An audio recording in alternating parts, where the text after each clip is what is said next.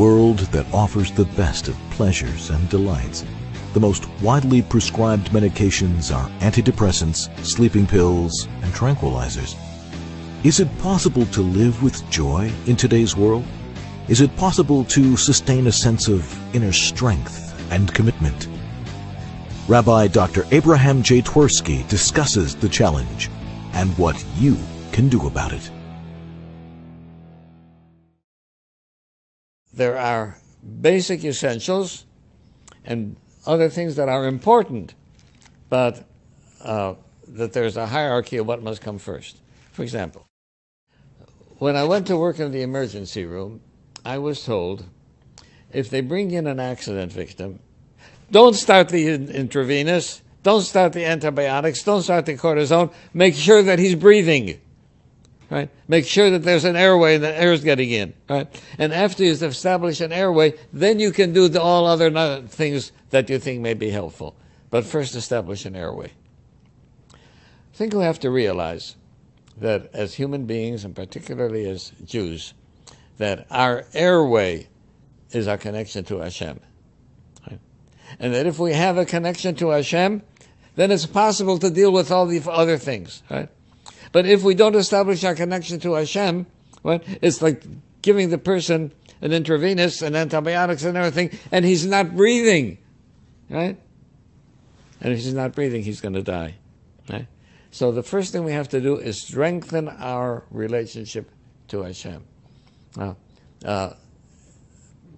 the fact that there's a patent airway and the person is breathing has not cured all of his problems.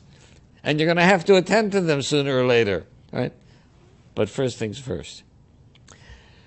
I think because of the frenetic pace of life that we have, we do not have a close connection and a close bond to Hashem.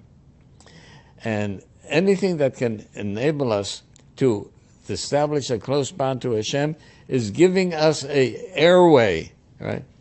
Following which we can then begin to deal with the many other things that occur in life for which we need help. But the first thing is a contact with Hashem. Allow the neshama to restore itself. As I pointed out, sometimes a battery runs down and it needs recharging. So you plug it in and the electric current recharges the battery. Same thing with our neshama. It may become weary and it needs recharging. And if we can connect it to a source and connect it to Hashem, right, we can recharge it and we can live much more, we can function much more optimally than if we were to go in 11 different directions without first establishing a patent airway.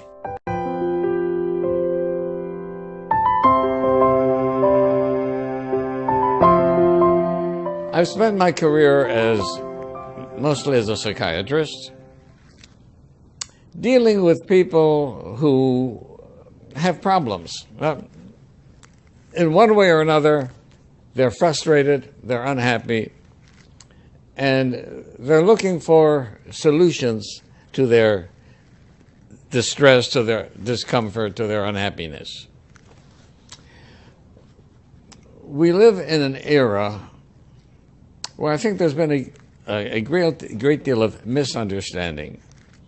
And by that I mean that the United States has the Declaration of Independence that says that one of the inalienable rights of man are the pursuit of happiness.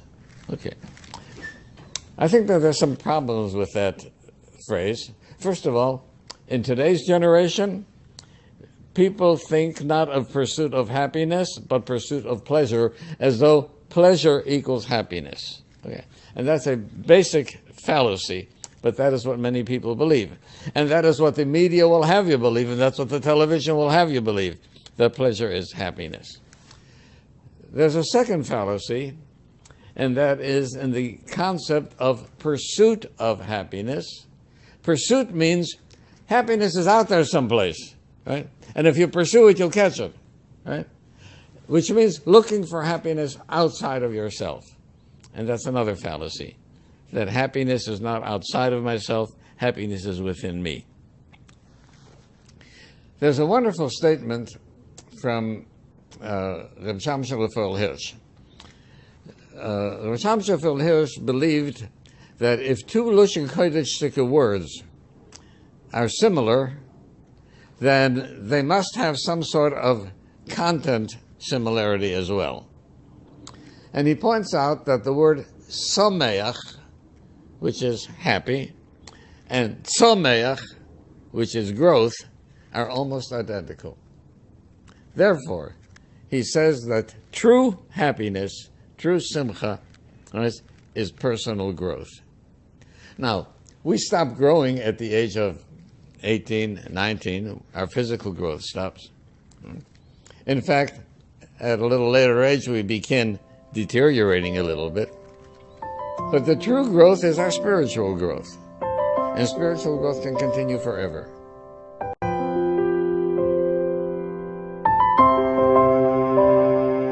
We have to realize that the human being is a composite creature, right?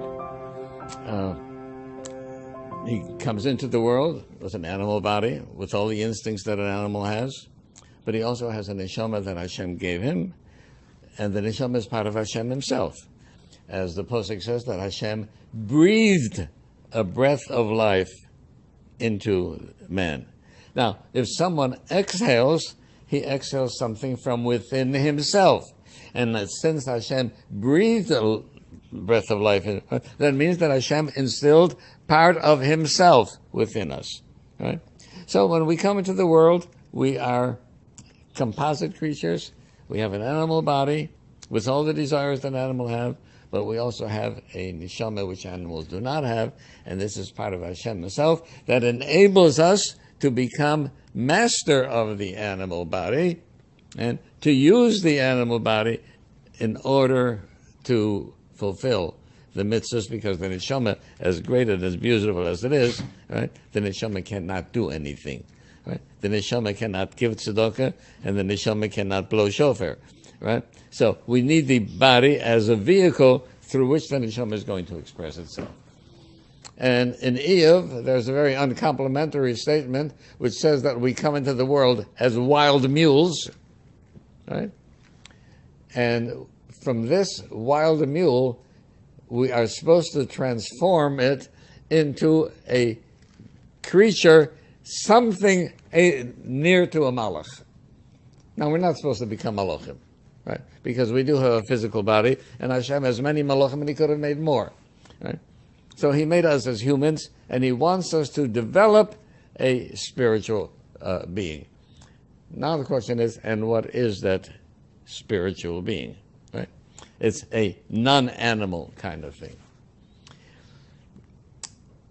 Much of my psychiatric practice was with people who became addicted to alcohol and drugs. Now, the point that I want to make is that these people were really at the highest point of looking for self-gratification. Whatever it is in life that was frustrating them or depressing them, they found a solution. They found the solution was in alcohol, they found the solution was in heroin and cocaine, all other kinds of chemicals. And they continued this for years. And it was self-destructive, but they wouldn't realize it. And then they came to a point, and each one had his own particular point of realization, where they realized this is no longer valid. I cannot continue this way. There must be something other than to life than this. And so they decide then to find a way to give up the drugs, to give up the alcohol, and to build the kind of different life. The only thing over time that has enabled people to do that, because this means a total transformation of one's lifestyle, right, has been the 12 steps of Alcoholics Anonymous and Narcotics Anonymous. Interesting 12 steps where people get together and talk about their life experiences, talk about how their pursuit of pleasure, their pursuit of what they thought was happiness, has failed, and that their life has become unmanageable because of that. Right? And then realizing that giving into my will has brought me all of this depression and misery that I have to give up my will and substitute someone else's will for it. And what they came up with is the will of God. Now, how they came to this conclusion, I don't know, because this is what Pirkei Avos says. Right? Where Pirkei Avos says, Batel ritzoncha mipnei ritzonai. Right? Set aside your own will and adopt Hashem's will. Right? And if you adopt Hashem's will, that gives you the opportunity to be something more than a tranquilized animal.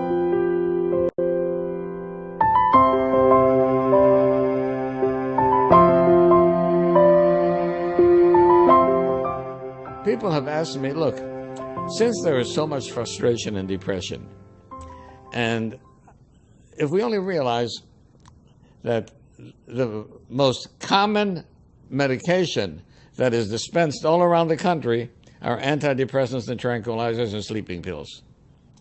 All kinds of medications to try to change the brain, to anesthetize and to numb the brain, right, so that we don't feel the misery that we're in. Right?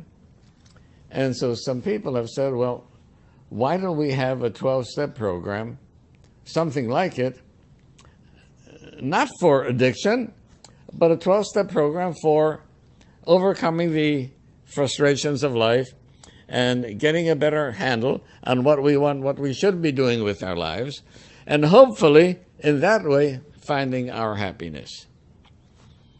I think that there's a great deal of merit to this, because I happen to believe that happiness is in self-fulfillment. Right? Now, the lion and the tiger and the zebra, they fulfill themselves by doing whatever their nature is.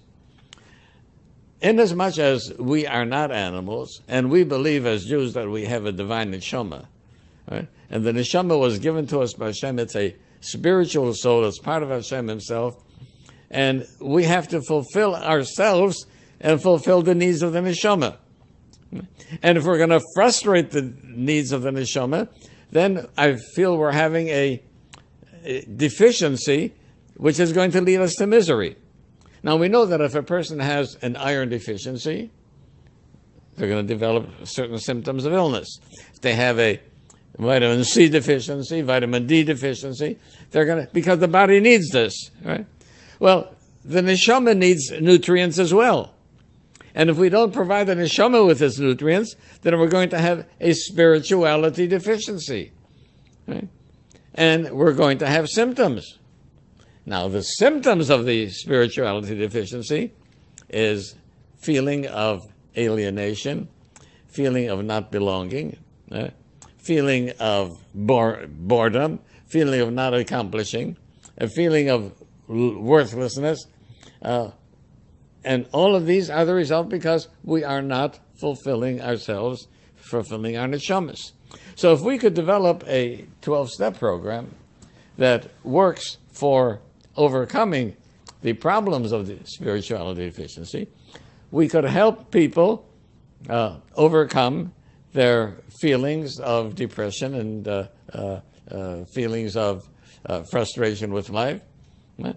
And give them a much better feeling of personal worth, a feeling of self-fulfillment, a feeling that they are important in life, a feeling that they are important to Hashem. Right?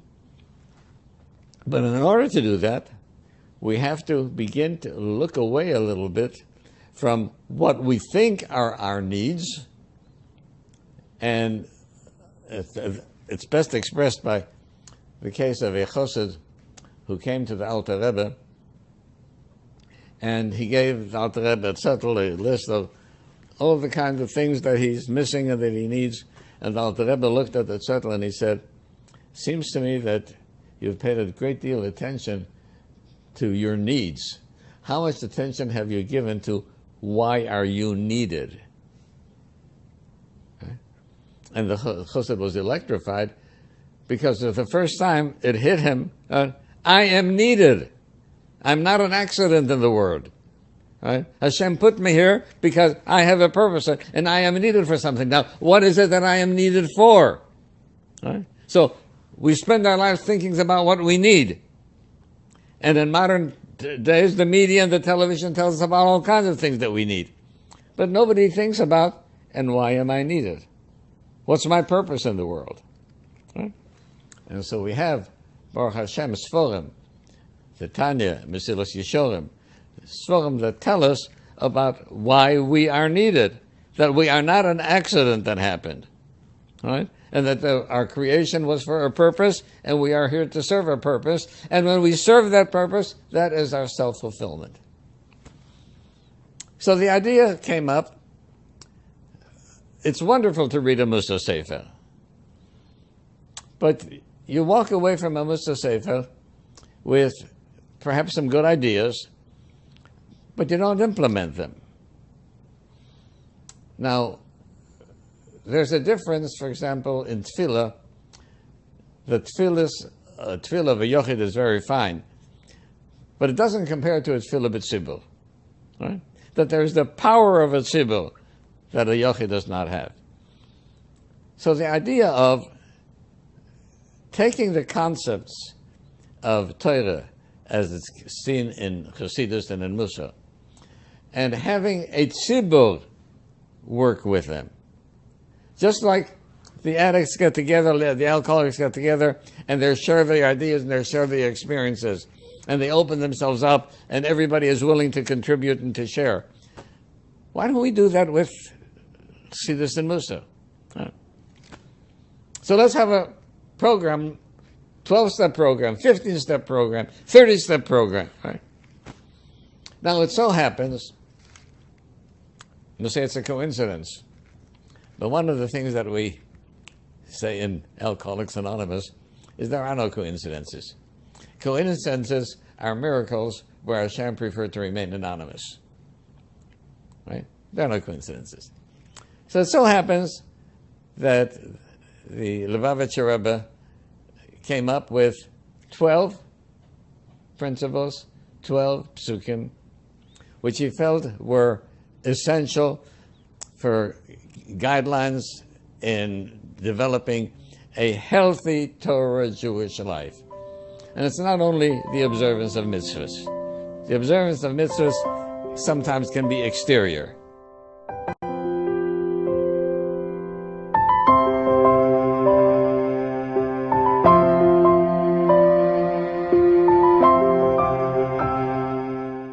So it's wonderful to come into shul with a beautiful esrog for which a person may have paid $200, and a beautiful silver container which may have cost $800. But that's not the point of it. Right? It's not a manifestation of doing the mitzvahs, and doing it in a beautiful way is fine. But there has to be more to it than that. And one of the tzaddikim said, some people hold the esrog and lulav and they shake it. He says, with me, when I hold the esrog of lulav, it shakes me up. Right? And that's the concept of a mitzvah, that it is supposed to shake me up and give me some sort of awareness of where I am and what I'm doing, and take me out of the boredom and the kind of things that we get into in a routine daily life. And so I came across these 12 psukim, and if we elaborate on these 12 psukim and use them as springboards from which to discuss the various basic concepts of Yiddishkeit, I think we can come to a much greater awareness of what it means to be self-fulfilled.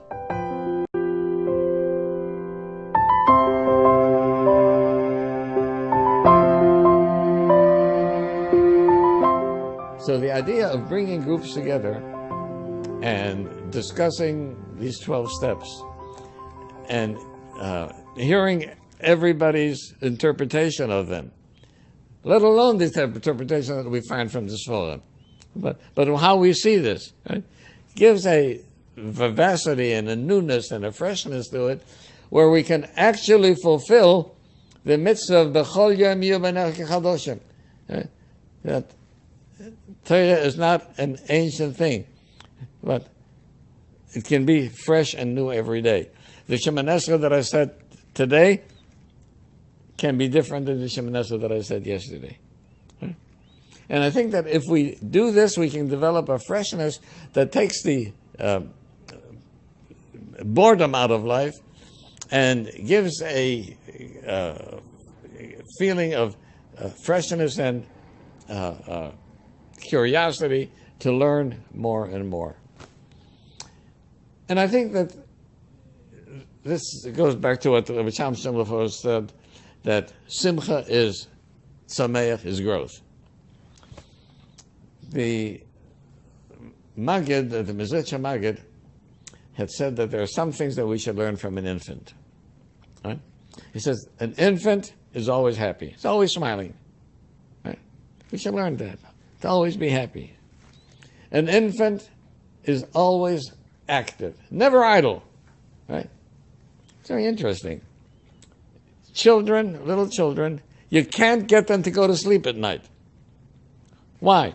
Because they're interested in seeing what the world is all about. We can't wait till they get into bed. We're running away from the world. Okay? I think the two concepts that the Mezritcher Maggid pointed out are very related.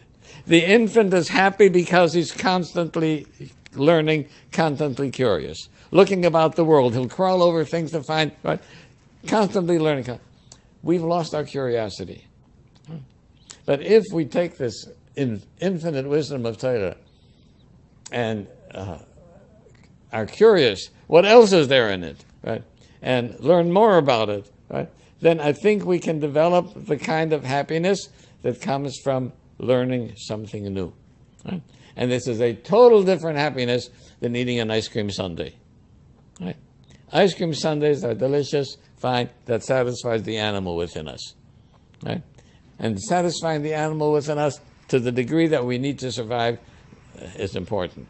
However, we are not animals, we are human beings, we are Jews with a neshama, and the neshama is a special gift that HaKadosh Baruch Hu gave us, and it's part of Hashem himself, and the neshama is infinite, and therefore, in some aspects, we too have infinite possibilities.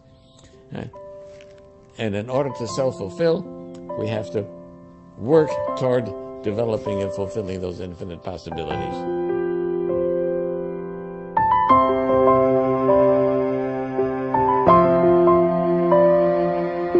First of all, we live in an era where technology has taken away from us our ability to delay, our ability to tolerate.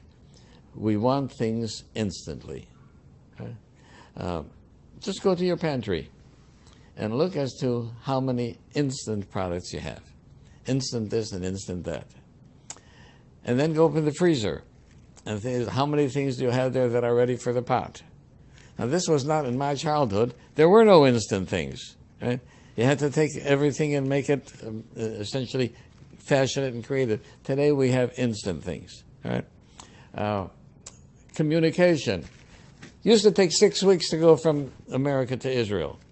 Right? Now we do it in 10 hours, right? And we're impatient at the end of the 4th hour. Right?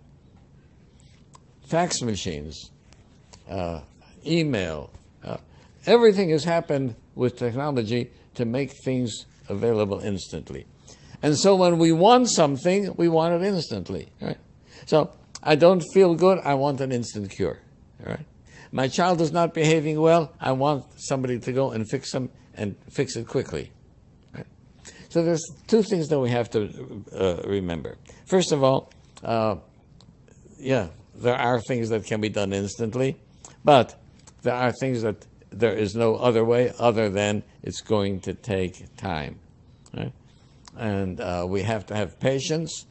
In spite of the fact that we use email and fax machines, we have to have patience that in order to make some changes within ourselves, it's going to take time, and it's not going to happen in a day, in a week, or in a month. Right? Secondly, that there are things that are essential for us to get to the goal that we want, but we may not realize their importance and how this is going to play into the ultimate goal. For example, before I went to medical school, I had to have courses in biology. And I had to dissect little tiny animals, right? Worms, frogs, crayfish. It used to be very frustrating. I'm interested in being a physician and treating people for their illnesses, physical, mental illness. What in the world does dissecting a crayfish have to do with that? Right? But the fact is that these are all tiny little building blocks, right? You cannot take somebody and put them into medical school and say, and this is how you operate to take out someone's appendix. Right? So you have to start with facts. And now, because people have a trust in the medical curriculum, and they say, okay, look, these people who have designed medical school, they know what it takes to become a physician and to enable people to cure whether physical illnesses or mental illnesses. So we trust them, and so we go through these preparatory courses, even though after spending 2 years in pre-medical courses, we are no closer to being a physician and treating people than we were before, right? But this is the kind of basic things that we have. My father used to use the expression that people who are constructing a bridge, right, may spend months putting the foundation under the water, right? And after months and months of work, people can come along and look at the river and they say, I don't see anything. Right?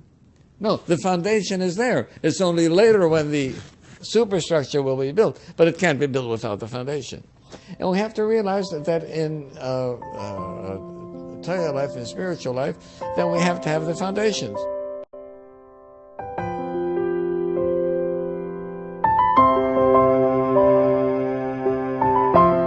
There is no one else in the world whom I can change. I can change myself and myself only. And that is a full-time job. I can't change my husband. I can't change my wife. I can't change my children. I can provide an environment that is conducive, that these people will be able to make it easier for them to change them beneficially. But I can't make them change. And I think that if we realize that, we'll see how some of these basic ideas that we may not see at the moment as how is this going to affect my life. I've got all kinds of difficulties at home. How is learning Shema Yisrael going to change it? Well, Shema Yisrael is the foundation. That's the basic. And if we stay with it long enough and develop it and add ideas to it, ultimately the superstructure will come. And what will happen is I can make the necessary change in myself, and hopefully that this will be conducive to others around me picking it up and learning from that and making the changes in their life.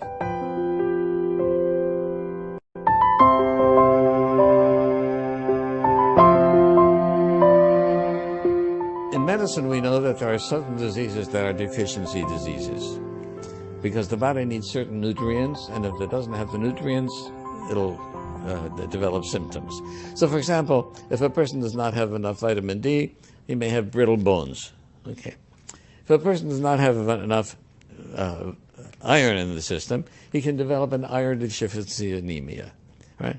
Weakness, lassitude, loss of interest, depression. What's that going to do with iron?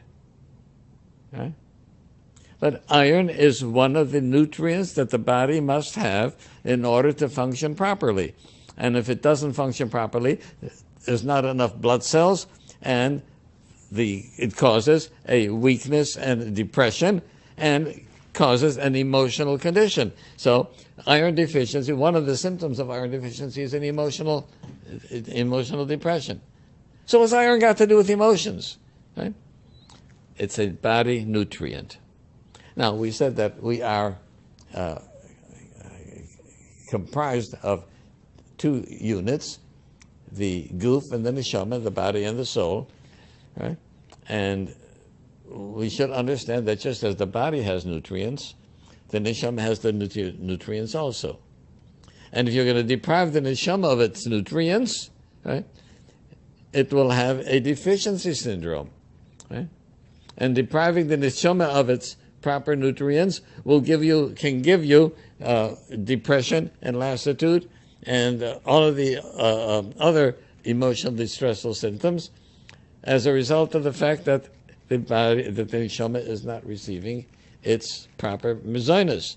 And the Hasidic Sforim point out very clearly that Torah is the mozon of the neshama. It's the nutrient of the neshama. And a person may be physically healthy, but if he is lacking Torah, he is lacking the necessary nutrients for the neshama. Now, he may be feeling distressed, and as a result of his distress, he will not think, I need Torah for my distress. Right? Instead, he'll think, I need a Valium for my distress. Right?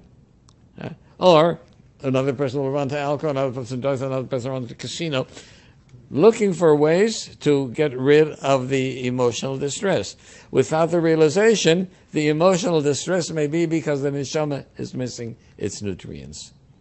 So, how we think and how we live can very much affect how we feel. And if we are going to search for happiness, then we have to realize that we have to provide for a healthy goof and for a healthy neshama.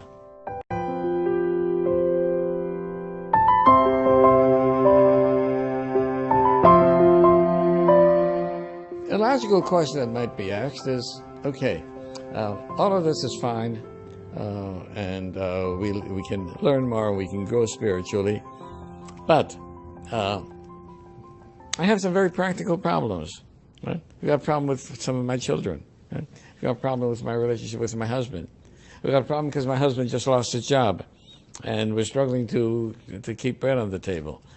How are these things going to resolve my problem? Right? Let me give you what I think is a simplistic response. I have a device that is battery charged, right? And it produces what I want, right? But now I realize the volume isn't good. It's not clear.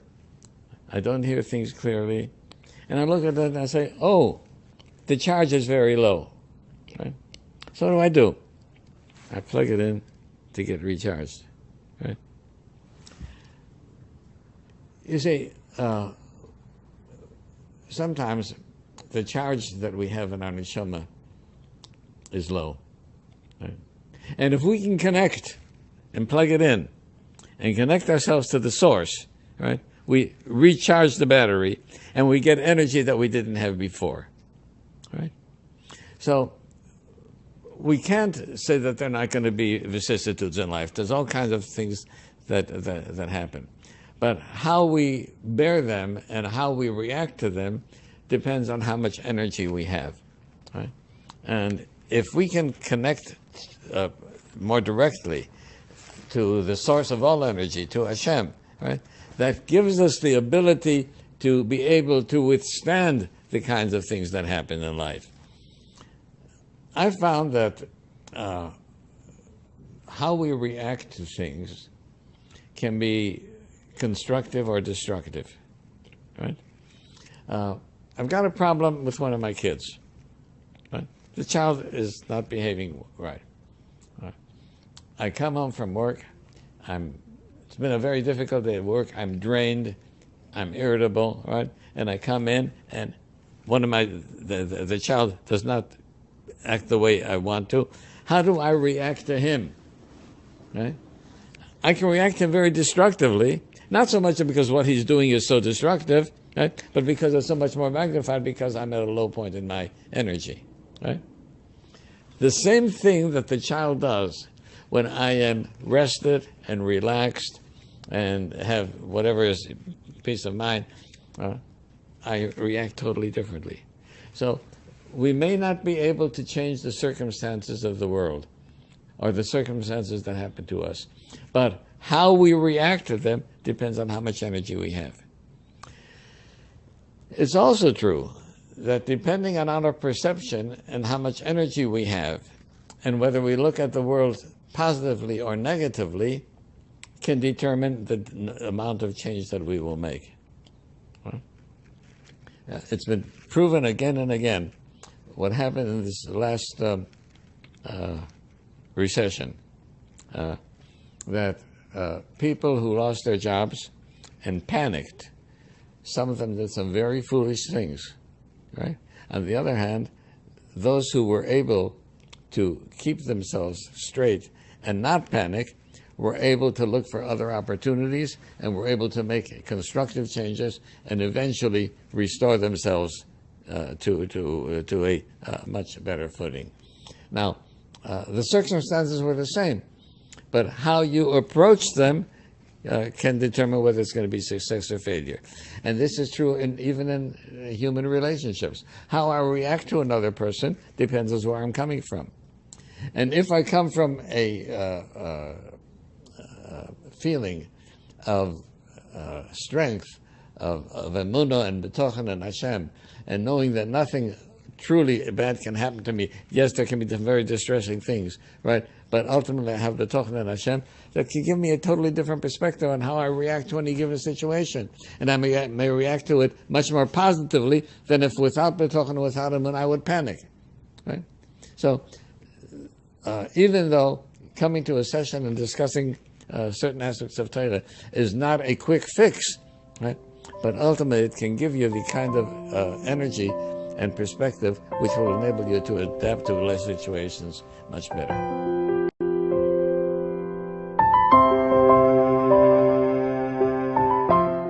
Things can happen that affect us, and things can happen during a person's growth or even later, where circumstances have an impression upon him.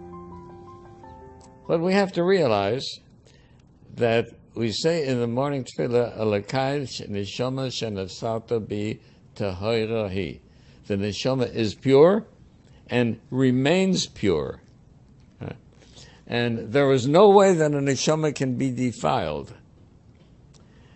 And if a person does something that is improper for the neshama, that can be a blemish on the neshama, just as if one has a beautiful garment and something happens that stains it. The garment remains the garment, but the stain is unpleasant, it's a blemish and can be removed. And this is what happens with tshuva. So, the neshama is never affected in itself, and the neshama is always pure. And therefore, everyone at any moment has the capacity, whatever one's life experiences has been, has the capacity to allow the neshama to blossom and to bring it to its self-fulfillment for which it was sent down to earth. We can take any of these psukim as an example. We don't have to go in order. There are 12 concepts. But for example, Shema Yisrael, a familiar phrase. Shema Yisrael, Hashem Elokeinu, Hashem Echad. Everybody's familiar with the phrase. We say it several times a day. And what we say is, first of all, the simple meaning, Hashem is one. Meaning there are not a plurality of gods, there's only one God. Okay. That's the very simple, basic meaning, right? A deeper meaning is one that the Alter Rebbe says in Tanya, that Hashem is one, meaning Hashem is the only thing. The only thing in the world that exists is Hashem. That's very interesting that we can draw a little bit of a parallel to that in philosophy. Right? There's a very interesting philosopher, Descartes, the Cartesian philosophy. And Descartes came up with the idea, a person is capable of hallucinating, right? And the person who's hallucinating may think that what he sees is real. Well, all it is a fantasy. It doesn't exist. So it says it's a remote possibility, but isn't it theoretically possible that I'm hallucinating the whole world? Right? I'm hallucinating trees, I'm hallucinating houses, I'm hallucinating people. It's all one big hallucination. He says, I've got to consider that is a possibility.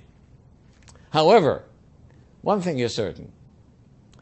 Even if I'm hallucinating, right, I must be existing in order to be hallucinating. Right? So he came up with the idea, the Latin phrase, cogito ergo sum. Right? Because I think that I must exist. Right? Maybe I don't exist with arms and legs, but that's a hallucination. But I exist. Right? So that's the philosophical. A parallel to that is the Hasidic concept. Right? The whole world may be a kind of hallucination. Right? But there's one thing for certain. Right? And that is Hashem exists. Right? Hashem is one. So Shema Yisrael, Hashem Elokeinu, Hashem Echad, right, is not only that there are no other gods, but there is nothing else in the world other than Hashem, and everything else that we see is a manifestation of Hashem. Now, to go into a little greater depth would take much more time than we have now, but there is a valid explanation and extension of what it means to say everything is a manifestation of Hashem. Okay. There's another meaning of Shema Yisrael, and that is that the name Hashem, Yud Kei Vav Kei, the ineffable name Hashem, the Sforim tell us that is the name we refer to Hashem when He conducts the world with the attribute of chesed, of kindness, of loving kindness. There are times, however, when Hashem conducts the world with a stern, firm discipline, as a result of which many unpleasant things can happen. Right? And firm discipline is necessary for the world just as it's necessary for a child. When Hashem conducts the world with the principle of firm discipline, we refer to Him as Elokim. But what we must realize is that a loving parent's firm discipline is love. That when the mother takes the child to the doctor to be immunized and allows the doctor to stick him with a sharp needle, right, and cause him pain, and cause him to be sick for 48 hours, this is chesed. This is a kindness that's going to prevent the child from having incurable diseases. So, firm discipline can also be chesed. But we don't see that. We see terrible things happening, and our belief is under stress to accept that this is really chesed when we see things very painful and very distressful. Right? So we say no. Our vision, our perception is faulty. Right? The truth is that Hashem, which is chesed, and Elokeinu, which is din and firm discipline, is all Hashem Echad. It's all chesed. Right? But we don't see it as that. So what do? We cover our eyes, giving the message, my perception is not reliable. Right? Hashem Echad, it's all kindness, all chesed. I don't see it that way, but my emunah tells me that Hashem is a loving Father, right? And a loving Father does not do anything that's harmful to the child.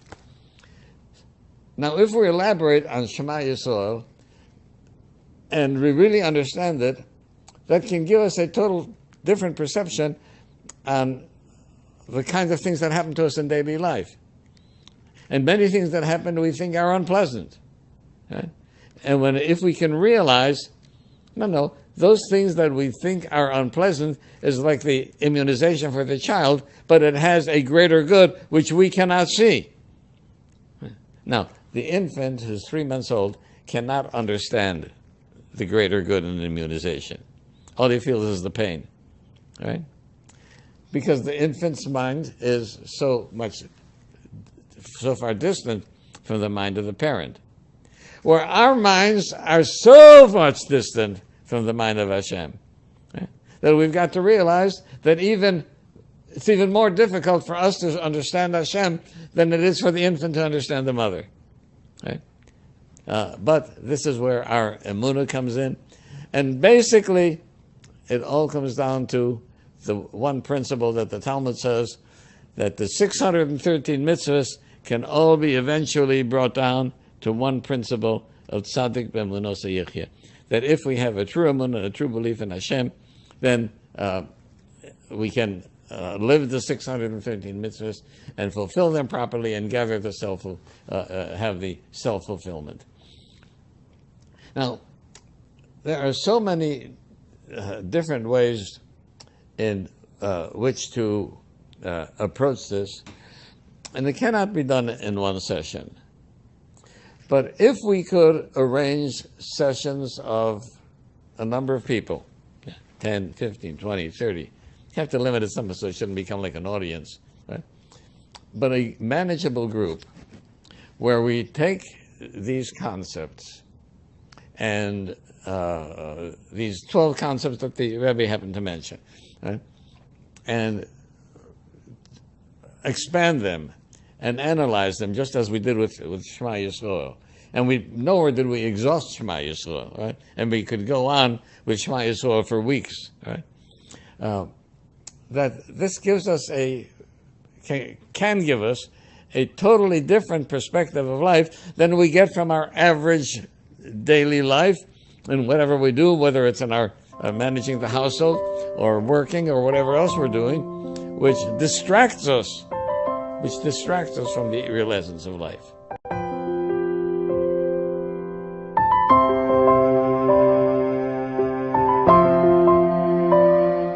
And so one might ask, so what is to come of these meetings? And what is to come of these studies of these 12 psukim? As I pointed out, the goal of it is to establish a closer tie with HaKadosh Baruch Hu, a closer tie to Hashem. Once I've established that, then I'm in a much better, stronger position to deal with all the other situations that I may encounter in life. Also, these kinds of ideas that the 12 psukim convey are the kinds of things that I can use as bases to which I can connect at any time. Because any one of these psukim, especially as we understand them and elaborate on them, has a principle of connecting to Hashem. And when I think of this pasuk, it then gives me a inspiration and a feeling of strength that I am in closer touch with Hashem. And any time that I can feel myself being in closer touch with Hashem, that gives me a source of strength to enable me to deal better with all of the kinds of difficulties that occur in life.